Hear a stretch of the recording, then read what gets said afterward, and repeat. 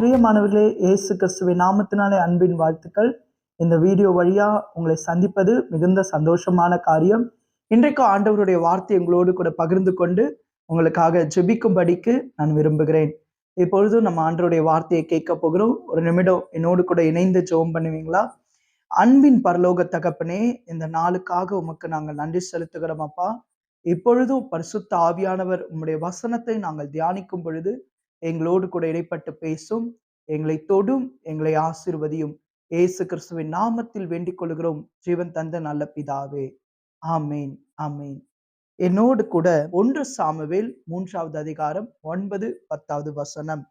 சாமுவேலை நோக்கி, நீ போய் படுத்துக்கொள், உன்னை கூப்பிட்டால் அப்பொழுது நீ கர்த்தாவே சொல்லும், அடியேன் கேட்கிறேன் என்று சொல் என்றான். சாமுவேல் போய் தன்னுடைய ஸ்தானத்திலே படுத்து கொண்டான். அப்பொழுது கர்த்தர் வந்து நின்று முன்போல, சாமுவேலே சாமுவேலே என்று கூப்பிட்டார். அதற்கு சாமுவேல், சொல்லும், அடியேன் கேட்கிறேன் என்றான். சொல்லும், அடியேன் கேட்கிறேன் என்றான். இன்றைக்கு செய்தியினுடைய தலைப்பு, உங்களோடு கூட நான் பகிர்ந்து கொள்ள போகிற செய்தியினுடைய தலைப்பு என்ன? ஆண்டவருடைய குரலை நம்ம எப்படி கேட்பது? இன்னைக்கு இருக்கிற நிறைய தேவனுடைய பிள்ளைகளுக்கு இந்த ஒரு காரியத்துல தடுமாற்றங்கள் ஏற்படுகிறதை நம்ம பார்க்கிறோம். சில குழப்பமான சூழ்நிலைகள்ல, சில போராட்டமான சூழ்நிலைகள்ல ஆண்டவருடைய சத்தத்தை எப்படி கேட்பது? ஆண்டவர் ஒவ்வொருத்தரோடு கூட பேசுகிறவர். பழைய ஏற்பாட்டு காலத்துல ஆண்டவர் சில தீர்க்கதரிசிகள், சில ஆசாரியர்கள், சிலரோடு கூட மட்டும்தான் அவரால் பேச முடிந்தது.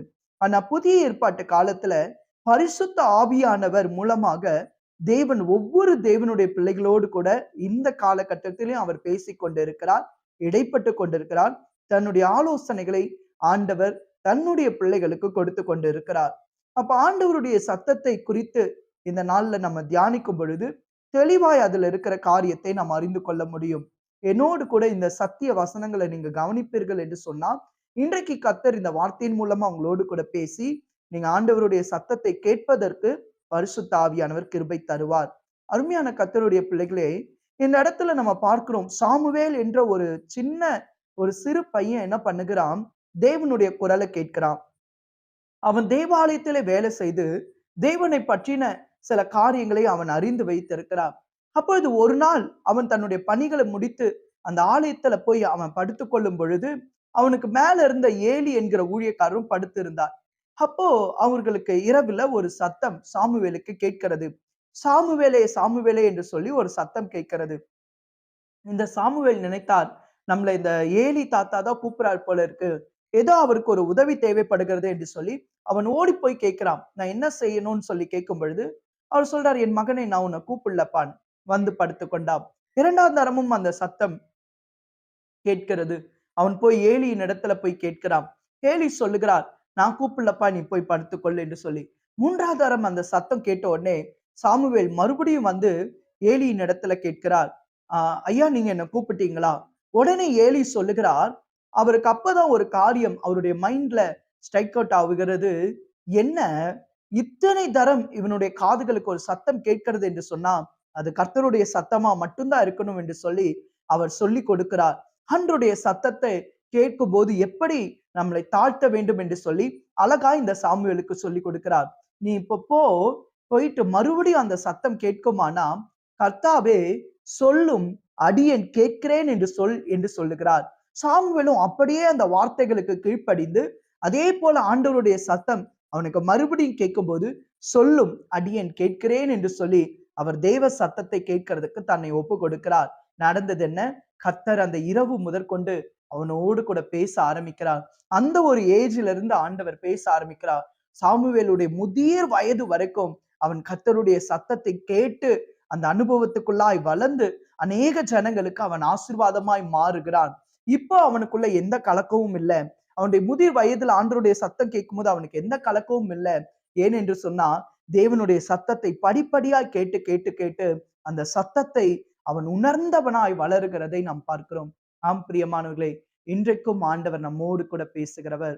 இன்றைக்கு நிறைய பேர் என்ன நினைக்கிறாங்க அப்படின்னா, கர்த்தருடைய சத்தம் பழைய ஏற்பாட்டு காலத்துல கேட்டது போல வெளியில இருந்து ஒரு பெரிய சத்தமா தன்னுடைய காதுகளுக்கு கேட்கும், அப்படிதான் ஆண்டவர் பேசுவாரு அப்படின்னு சொல்லி நினைக்கிறாங்க. அப்படி அல்ல பிரியமானவர்களே. ஆண்டவர் நமக்குள்ள வாசம் பண்ணுகிறவர். பரிசுத்த ஆவியான நமக்குள்ள தங்கி தாபரிக்கிற தேவனா இருக்கிறார். அப்ப ஆவியானவர் நம்மோடு கூட பேசும் பொழுது நம்முடைய உள் உணர்வின் மூலமாய் அவர் பேசுவார். இன்றைக்கு இந்த ஒரு காரியத்தை மாத்திரம் உங்களோடு கூட பகிர்ந்து கொண்டு நான் ஜெபிக்க விரும்புகிறேன். என்னோடு கூட யாத்திராகமம் 4:15, நீ அவனோட பேசி அவன் வாயில் வார்த்தைகளை போடு, நான் உன் வாயிலும் அவன் வாயிலும் இருந்து நீங்கள் செய்ய வேண்டியதை உங்களுக்கு உணர்த்துவேன்.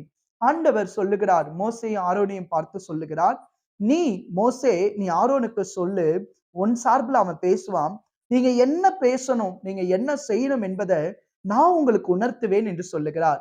அப்ப ஆண்டவர் நம்முடைய உள் உணர்வின் மூலமாய் பேசக்கூடியவர். இந்த வார்த்தைகளை கவனித்து பார்ப்போமானா நம்ம செய்ய வேண்டியதை பரிசுத்த ஆவியான நமக்குள்ள இருந்து உணர்த்துவாரா. அதனால்தான் புதிய ஏற்பாட்டு காலத்துல ஆவியானவரை குறித்து சொல்லப்படும் பொழுது பரிசுத்த ஆவியானவர் நமக்குள் வாசம் பண்ணி நம்மளை உணர்த்தக்கூடிய ஆவியானவரா இருக்கிறாரா. சங்கீதங்களின் புஸ்தகத்துல பார்க்கும் பொழுது என்னை உணர்வுள்ளவன் ஆக்கும் ஆண்டவரே என்று சொல்லி அந்த இடத்துல தாவீது ஜெபிக்கிறதை நம்ம பார்க்கிறோம். அப்ப ஆண்டவர் நமக்குள்ள உணர்வுள்ள ஒரு ஆவியை கொடுத்து இருக்கிறார். கர்த்தர் பேசுகிறதை உணரக்கூடிய ஒரு ஆவியை கொடுத்திருக்கிறார்.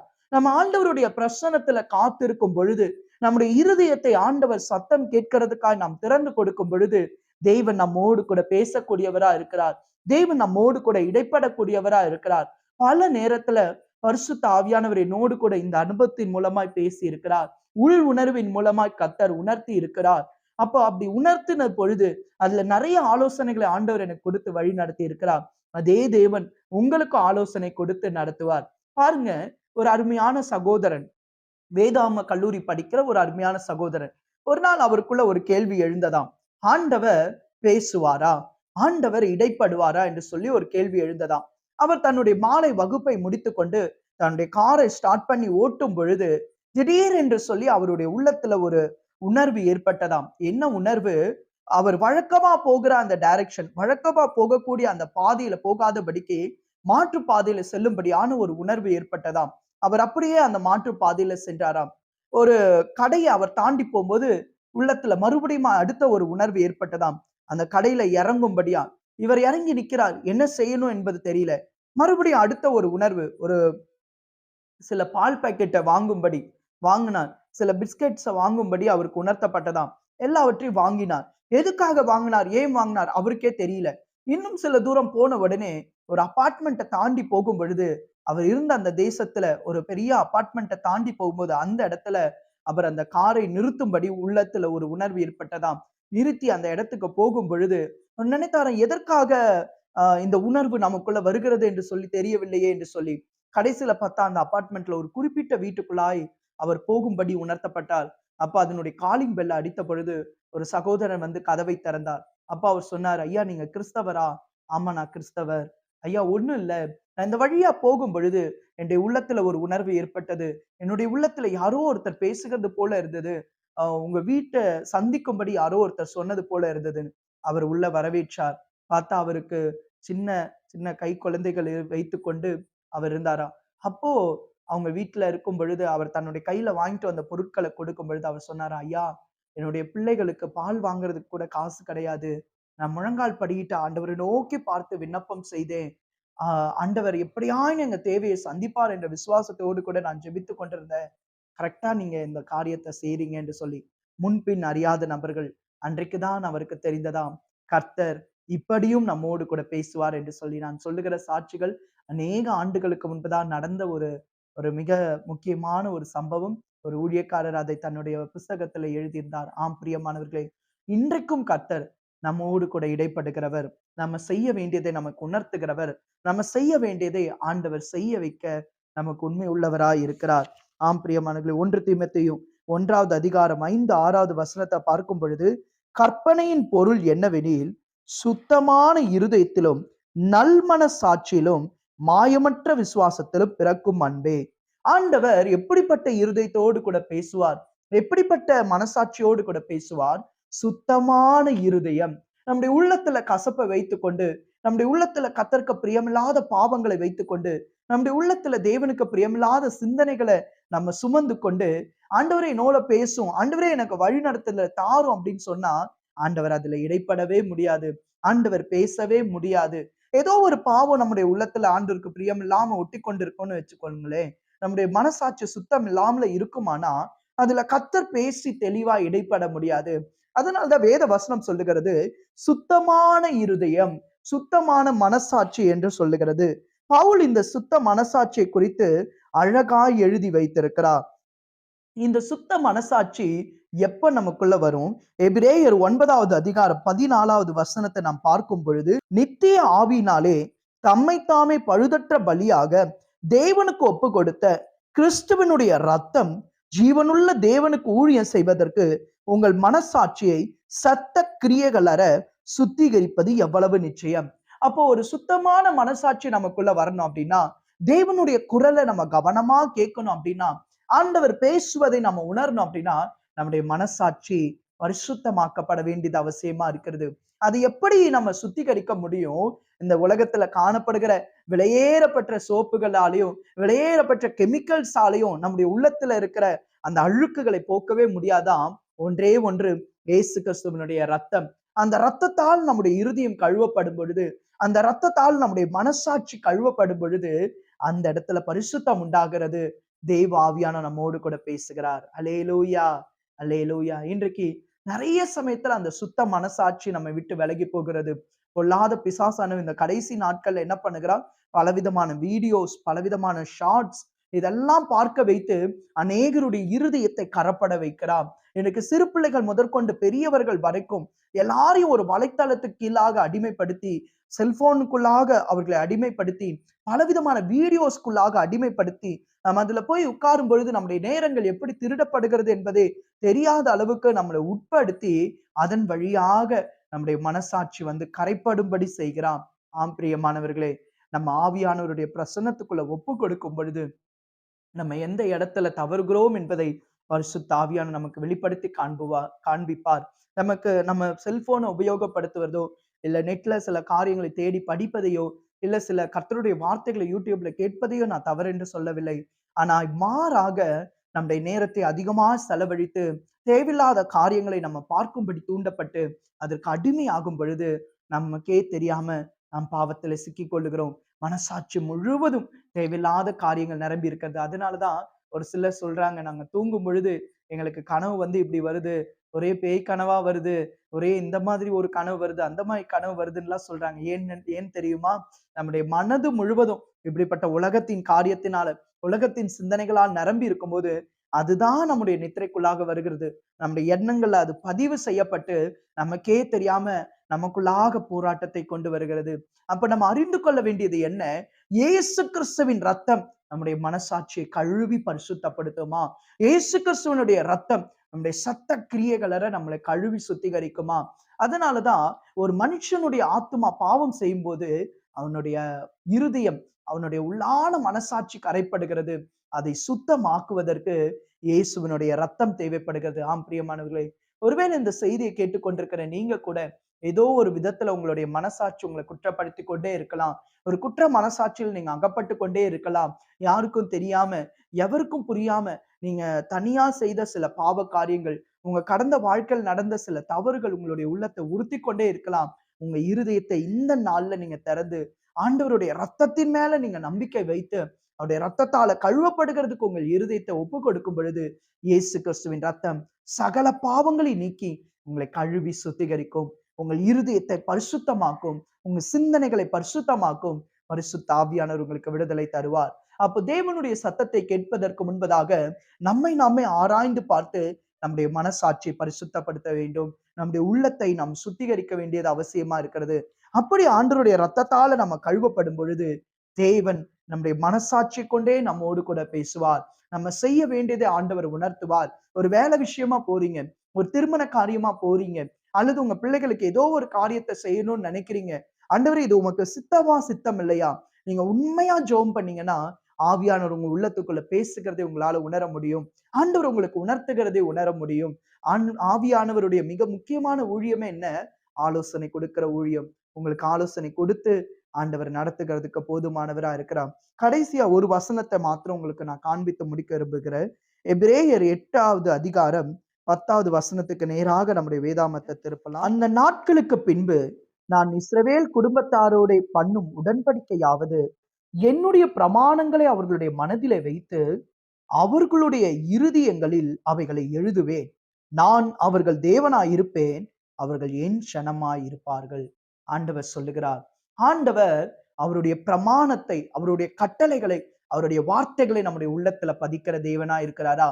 அனுதினமும் இந்த வேத வசனத்தை நம்ம வாசிக்கும் போது, அல்லது நம்ம போய் சண்டே சர்வீஸ்ல உட்கார்ந்து கர்த்தருடைய வார்த்தைகளை கேட்கும் பொழுது, ஆண்டவர் என்ன பண்ணுகிறார்? நம்முடைய உள்ளத்துல அந்த வார்த்தைகளை எழுதுகிறாராம். பரிசுத்த ஆவியானவர் மூலமா அந்த வேத வசனத்தை நம்முடைய இருதயத்துல ஆண்டவர் பதிய வைக்கிறாராம். ஆவியானவர் மூலமா அந்த தேவனுடைய சத்தியத்தை நம்முடைய உள்ளத்துல பதிய வைக்கிறாராம். அப்படி உள்ளத்துல பதியப்பட்ட அந்த சத்தியங்கள், உள்ளத்துல எழுதப்பட்ட அந்த வார்த்தைகள் நம்மோடு கூட பேச ஆரம்பிக்கிறது.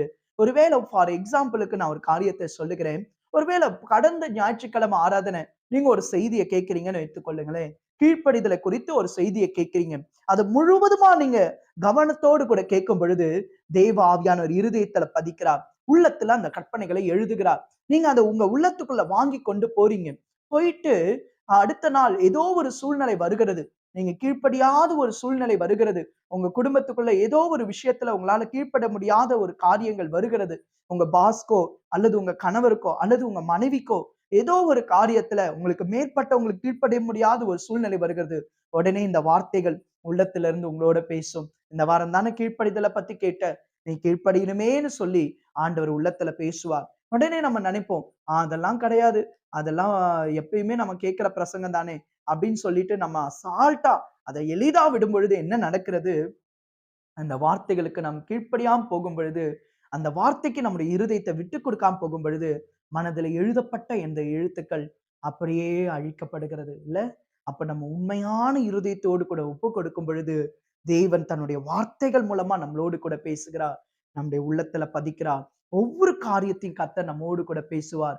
பரிசுத்த ஆவியானவர் உங்கள் இருதயத்துல தன்னுடைய வேதத்தை எழுதுவார். தன்னுடைய கற்பனைகளை, தன்னுடைய கட்டளைகளை உங்க உள்ளத்துக்குள்ள அவர் எழுதக்கூடியவரா இருக்கிறார். நீங்க முழுவதுமா திறந்து ஒப்பு கொடுக்கும் பொழுது, தேவன் உங்க இருதயத்துக்குள்ள வைத்திருக்கிற அந்த வார்த்தைகள் மூலமாய் உங்களோடு பேசி தெளிவாய் உங்களை நடத்துவார். ஏசியா தீர்க்கதர்சன புஸ்தகம் 30வது அதிகாரம் 21வது வசனம் இப்படியா சொல்லுகிறது, நீங்கள் வலதுபுறமாய் சாயும் போதும் இடதுபுறமாய் சாயும் போதும் வழி இதுவே, இதிலே நடவுங்கள் என்று உங்களுக்கு பின்னாலே சொல்லும் வார்த்தை உங்கள் காதுகள் கேட்கும். அப்ப ஆண்டவருடைய பாதையை விட்டு நம்ம விலகும் போது, தேவனுக்கு பிரியமில்லாத ஏதோ ஒரு காரியத்தை செய்யும் பொழுது, ஆவியானவர் நம்முடைய உள்ளத்துல எழுதின அந்த வார்த்தைகள், ஆவியானவர் நமக்குள்ளாய் பேசுகிற அந்த சத்தம் என்ன பண்ணுமா, நம்மள வழி விலகாதபடி செவ்வையான பாதையில நடத்துமா. அதனாலதான் பெற்றோர்கள் உங்க பிள்ளைகளுக்கு வேதத்தை சொல்லி கொடுக்க மறக்காதீங்க. சிறு பிள்ளைகளை அவங்க சண்டே கிளாஸ் அனுப்புறதையும், வேத வசனத்தை அவங்க மனப்பாடம் செய்வதையும் நீங்க அசால்ட்டா நினைக்காதபடி அவர்களை நீங்க உற்சாகப்படுத்தி அந்த ஊழியங்களுக்கு அனுப்பி வைங்க. அந்த ஒரு வகுப்புகளுக்கு அனுப்பி வைங்க. அப்பொழுது சிறு வயதுல இருந்து அவங்க உள்ளத்துல வசனங்கள் பதிக்கப்படுமானா, அவங்க வளரும் போது இடறி போவதில்லை. சரியான பாதையில நடத்தப்படுவார்கள். கர்த்தருடைய சத்தம் உங்களுக்கு கேட்கும். சபையான பாதையில நீங்க நடக்கும்படி ஆண்டவர் அருள் செய்வார். அல்லேலூயா. வருகிற வாரம் தொடர்ச்சியா இந்த செய்திகளை குறித்து நம்ம தியானிப்போம். எப்படி கர்த்தர் பேசுகிறார் என்பதை குறித்து இனி வர நாட்கள்ல அது குறித்து நம்ம தியானிப்போம். இன்றைக்கு உள் உணர்வின் மூலமாய் ஆவியானவர் உங்களோட பேசுவார். அந்த சத்தத்துக்கு செவி கொடுப்பீங்களா? உங்களை விட்டு கொடுப்பீங்களா? இந்த வாரத்துல ஆண்டவர் உங்களோடு கூட இடைப்படுவார், உங்களோட பேசுவார். நம்ம கீழ்ப்படிய ஆண்டவர் அதிகமா நம்மோடு கூட பேசுவார். கர்த்தர் தாமே இந்த வார்த்தைகளை கொண்டு உங்களோட பேசியிருப்பார் என்று சொல்லி நான் நம்புகிறேன். இப்பொழுது நம்ம ஜெபிக்க போறோம். நம்மளை ஒப்பு கொடுத்து ஜெபிக்க போறோம். ஜெபம் பண்ணலாமா? அன்பின் பரலோக தகப்பனே, உங்களுடைய பலத்த கரத்துக்குள்ளாக உங்களுடைய பிள்ளைகளை ஒப்பு கொடுக்கிறப்பா. கர்த்தாவே, சொல்லும் அடியேன் கேட்கிறேன் என்ற ஆண்டவரே ஒரு கீழ்ப்படிதலுள்ள இருதயத்தை இந்த நாள் இந்த செய்தியை கேட்கிற ஒவ்வொருத்தருக்கும் கர்த்தர் கட்டளையிடுங்கப்பா. என் வாழ்க்கையில இந்த ஒரு காரியத்தில் நான் என்ன செய்வது? இந்த வேலையை நான் அட்டன் பண்ணலாமா வேணாமா? இந்த அலைன்ஸை நான் செலக்ட் பண்ணலாமா வேணாமா? அல்லது இந்த ஒரு பாதையில நான் போகிறேன், எப்படி நான் ஆண்டவருடைய சத்தத்தை கேட்பது என்று சொல்லி ஒருவேளை குழப்பத்தோடு இருக்கிற உங்களுடைய பிள்ளைகளுக்கு உங்களுடைய தெளிவான நடத்துதலை கர்த்தர் காண்பிப்பீராக சுவாமி. ஆண்டவரே, சாமுவேலோடு பேசின தேவன் இன்றைக்கும் எங்களோடு கூட பேச உண்மையுள்ளவரா இருக்கிறீரப்பா. இந்த செய்தியை கேட்கிற ஒவ்வொருத்தரோடு கூட பரிசுத்த ஆவியானவர் பேசுங்க. ஒவ்வொருத்தரையும் கர்த்தர் நீங்க பிளஸ் பண்ணும்படியா நாங்கள் ஜெபிக்கிறப்பா. உங்களுடைய பலத்த கருத்துக்குள்ள உங்களுடைய பிள்ளைகளை நாங்கள் ஒப்பு கொடுக்கிறோம். ஆண்டவரே, நீர் சொல்லும், அடியேன் கேட்கிறேன் என்ற ஒரு இருதயத்தை தந்து ஒவ்வொருத்தரையும் நீர் பலப்படுத்தி ஆசுவதியும். உடைய பலத்த கரத்துக்குள்ளாக ஆண்டவரே, இந்த நாள் இந்த செய்தியை கேட்ட ஒவ்வொரு பிள்ளைகளையும் நான் ஒப்புக் கொடுக்கிறேன். கர்த்தர் அவர்கள் உள்ளுணர்வின் மூலமாய் பேசி உம்முடைய வார்த்தைகளை, பிரமாணங்களை அவர்களுடைய இருதயங்களை எழுதி நீர் அவர்களை காத்து வழி நடத்தும். பலத்த கரங்களை ஒப்புக் கொடுக்கிறோம். இயேசு கிறிஸ்துவின் நாமத்தில் வேண்டிக் கொள்கிறோம், ஜெபிக்கிறோம் ஜீவன் தந்த நல்ல பிதாவே. ஆமென், ஆமென். God bless you. கர்த்தர் தாமே உங்களை அதிகமா ஆசீர்வதிப்பாராக. மீண்டும் அடுத்த முறை இதே மாதிரி வீடியோ வழியாக உங்களை சந்திக்கிறேன். அதுவரைக்கும் கர்த்தருடைய கிருபை உங்கள் அனைவரோடு கூட இருப்பதாக. ஆமென், ஆமென்.